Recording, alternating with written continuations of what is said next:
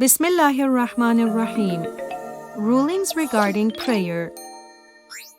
Sajdah, Part 6. In the previous episode, we explained the things on which it is permissible to perform the sajdah. However, if one cannot find anything on which performing the sajdah is permitted, they must perform their prayer anyway. In this regard, the following rules must be observed.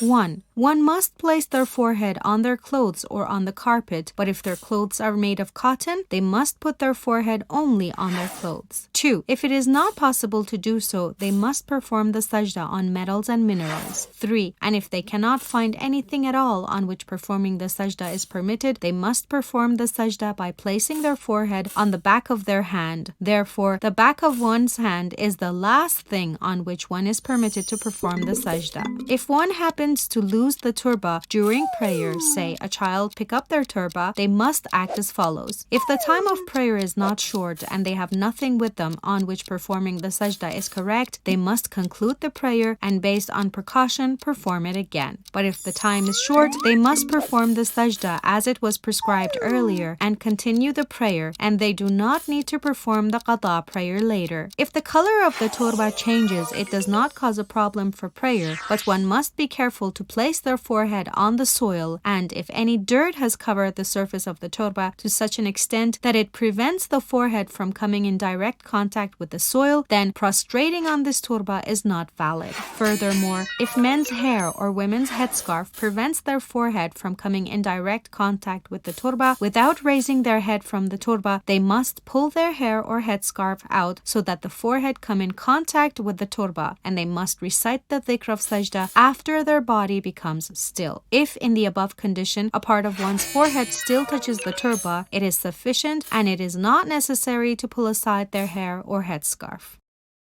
Institute for compiling and publishing the works of Ayatollah Makarem Shirazi.